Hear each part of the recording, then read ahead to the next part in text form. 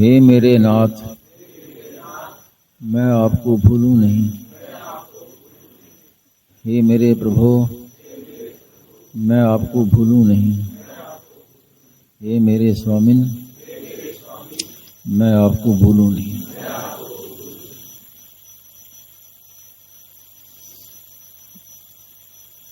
अभी हम लोग यहाँ आए हैं सत्संग के लिए। सत्संग में क्या होता है कि सच्ची बात का पता चलता है, क्या सत्य है क्या असत्य है, इस बात का हमें ज्ञान होता है। ये है सत्संग।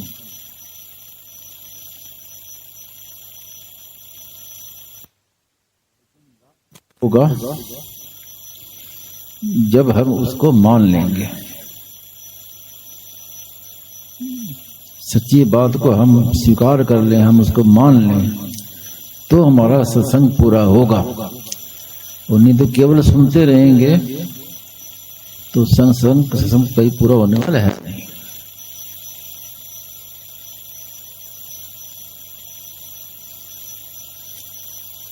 सच्ची बात क्या है कि जो हर व्यक्ति का अपना अनुभव है, इसके लिए कोई सीखना नहीं है, कुछ नया काम नहीं करना है, अपने अनुभव का आदर करना है।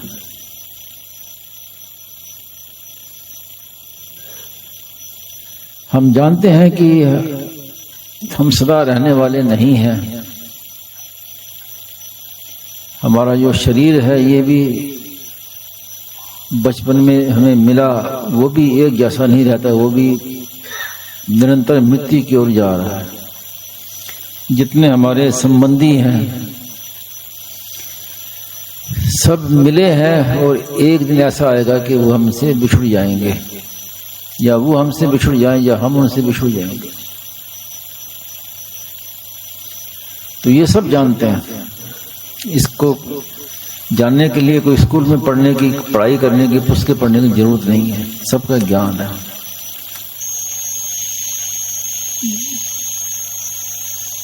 जानते हुए भी इसका आदर नहीं करते।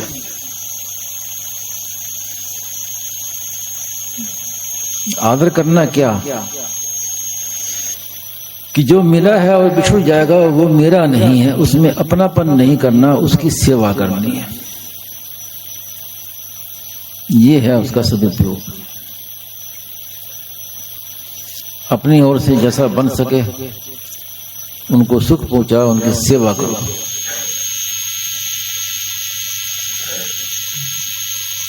ये संसार नदी नाव संयोग की तरह है। जैसे इस पार में कई व्यक्ति हैं, नाव में बैठ गए। अब नाव में बैठ गए तो वो उतना ही हमारा संबंध है, लेकिन फिर नाव किनारे आएगी तो सब उतर के अपने अपनी दिशाओं में चल देंगे। कौन किसका, कौन कहाँ, कोई कहाँ गया, कोई कहाँ गया। तो जो थोड़ा हमें समय संसार में मिला है, उसमें हमारा कर्तव्य यही है कि दूसरे को सुख पहुंचाएं, दूसरे की सेवा करें। बदले में कुछ चाहे नहीं, निष्काम सेवा। अगर हम चाहेंगे बदले में कुछ तो वो व्यापार हो जाएगा, सेवा नहीं होगी। तो हमें व्यापार नहीं करना है, सेवा करनी है। और सेवा करने से ही बंधन छूटेगा।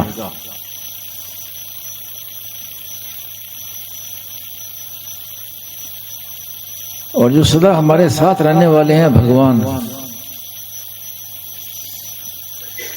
जो सदा से मिले हुए हैं, कभी बिछड़ेंगे नहीं, वो है अपने।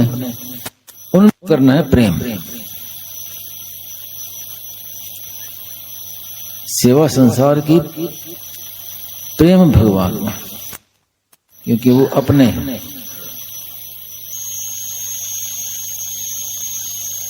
और इस विषय में आज स्वामी जी महाराज ने बहुत बढ़िया बात कही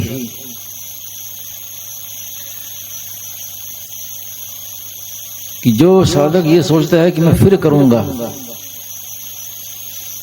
वो कभी साधन नहीं कर पाएगा। साधन के लिए, साधक के लिए सबसे घातक चीज है कि फिर करूंगा, फिर कर लूंगा।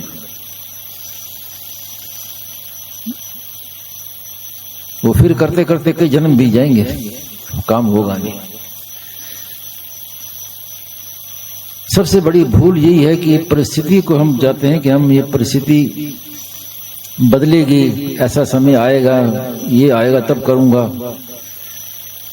तो कभी होने वाला नहीं है। प्राप्त परिस्थिति का सदुपयोग करना है। जो परिस्थिति मिली है उसी में ही हमें करना है, जो कुछ करना है कर लो, फिर होने वाला नहीं।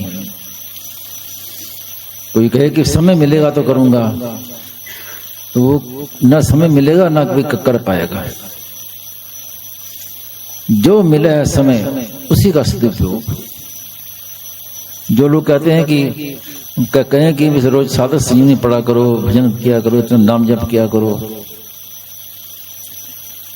तो कहते पढ़ने का समय नहीं मिलता, तो बिल्कुल झूठी बात कहते हैं। समय मिलता है, लेकिन उस समय का दुरुपयोग करते हैं। अगर हम अपने दिनचर्या में ध्यान दें, अपने जीवन को देखें, तो व्यर्थ कामों में कितना समय खर्च हो जाता है। दूसरों से बात करने लगे, व्यर्थ की बातें, उसी में समय कितना खर्च हो गया। तो अगर हम ध्यान दें तो समय की कमी किसी के पास नहीं है। तो जो समय मिला है उसी में ही साधन करें। जो वस्तु व्यक्ति मिले उसी से ही हमें साधन करना है। कोई सोचे कि ये मेरे पास अभी धन नहीं है, जब धन होगा तब मैं गायों की सेवा करूंगा, दान करूंगा, तो वो नहीं कर पाएगा।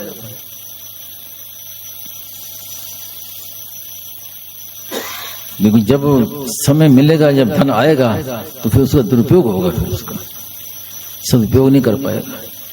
तो प्राप्त परिस्थिति का सदुपयोग, ये स्वामी जी महाराज की जो खास बात कि जो मिला है उसी का ही सदुपयोग करना है। और सदुपयोग क्या कि उसके लिए कोई हमें अलग से कोई परिश्रम नहीं करना है। जो हमें हमारे पास में है उसी से दूसरे की सेवा कर दे। अब कोई कहे कि मेरे पास तो अभी कुछ है नहीं, सेवा कैसे करें, तो भी सेवा कर सकते। जिसके पास कुछ नहीं वो भी सेवा कर सकता है।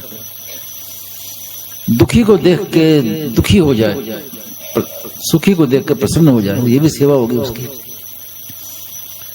कोई आदमी आपको दुखी मिलता है, उसका दुख सुन लो ध्यान से, प्रेम से, तो कितना राजी हो जाएगा।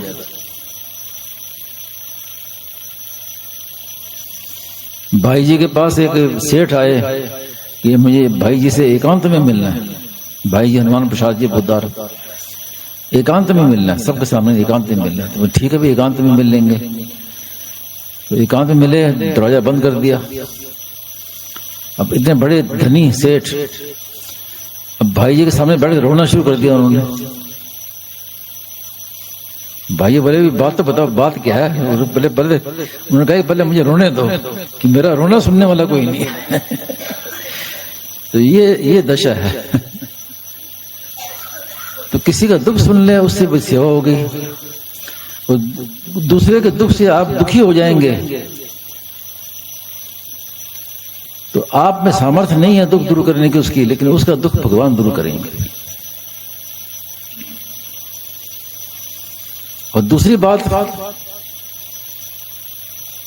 किसी को सुख ना दे सके तो कम से कम दूसरे को दुख ना दे, तो ये बड़ी भारी सेवा है।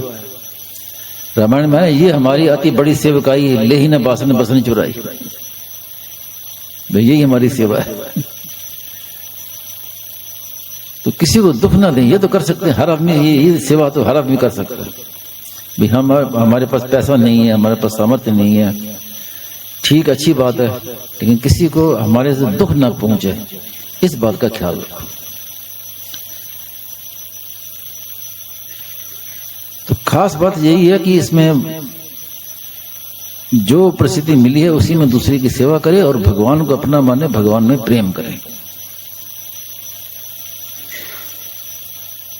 और जो करना है वो अभी करना है। किया सो काम, लिया सो राम। जो नाम जब अपने किया बस वो वही होगा। भविष्य में करेंगे तो नहीं होगा कभी भी। और जो आपने काम आज कर लिया वो जो कर लिया, फिर कहेंगे फिर करेंगे, वो नहीं होगा। तो इतनी बात आप स्वीकार कर लेंगे तो आपका सत्संग सफल हो जाएगा। संसार की सेवा और भगवान में प्रेम। संसार में प्रेम करोगे तो फिर रोना पड़ेगा। वो वास्तव में प्रेम नहीं है, वो मोह है, मोह। तो मोह का अंत रोने में ही होगा।